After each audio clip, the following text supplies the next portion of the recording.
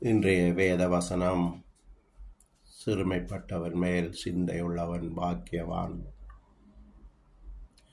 சிறுமைப்பட்டவர்கள் என்பது வியாதியாயிருப்பவர்கள், வறுமையில் இருப்பவர்கள், விதவைகள், பெற்றோர் இல்லாத பிள்ளைகள், பிள்ளைகள் இல்லாத பெற்றோர், இன்னும் திக்கற்றவர்கள், இவர்களை சிறுமைப்பட்டவர்கள் என்பார்கள். இவர்கள் மேல் சிந்தையுள்ளவர்கள் பாக்கியவான்களாம். இன்றைக்கு நாங்களும் கிறிஸ்தவர்கள் என்று சொல்லிக்கொண்டு ஏனோ தான் ஒன்று வாழ்ந்து கொண்டிருக்கிறோம். அதனுடைய பலனை மீதியான வசனங்களில் பார்க்கலாம். கர்த்தர் அவனை பாதுகாத்து அவனை உயிரோடே வைப்பார். பூமியில் அவன் பாக்கியவானாயிருப்பான். அவன் சத்துருக்களின் இக்கட்டுகளுக்கு நீர் அவனை ஒப்புக்கொடீர். படுக்கையின் மேல் வியாதியாய் கிடக்கிற அவனை கர்த்தர் தாங்குவார்.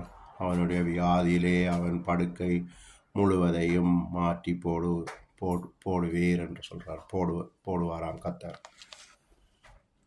அப்போ நாங்கள் மற்றவர்களுக்காக செவிக்க வேண்டும். செவிக்கும்போது அவர்கள் விடுதலை ஆகிறார்கள். அதைத் தொடர்ந்து நாங்களும் பாக்கியவான்களாக இருப்போம். இன்னும் ஒரு வசனம் இருக்கிறது, சமாதானம் பண்றவர்கள் பாக்கியவான்கள், ஏனெனில் அவர்கள் தேவனுடைய புத்திரர் எனப்படுவார்கள் சொல்லி வசனம் சொல்லுகிறது. அப்போ நாங்கள் மற்றவர்களை சண்டை மூட்டி விடாமல் நாங்கள் அவர்களை சமாதானப்படுத்தும் போது அதிலேயும் நாங்கள் பாக்கியவான்களாக இருப்போம்.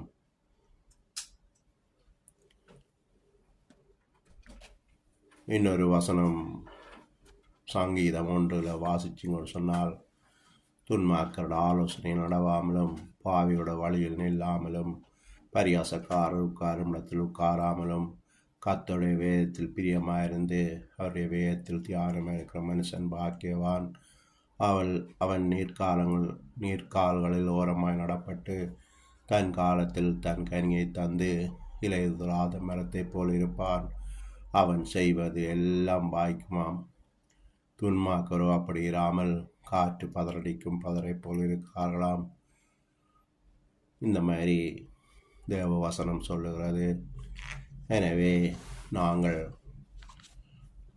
சிறுமைப்பட்டவர் மேல் சிந்தையாயிருந்து அவர்களுக்காக சுகம் பண்ணும்போது தேவனங்களை ஆசீர்வதிப்பார்.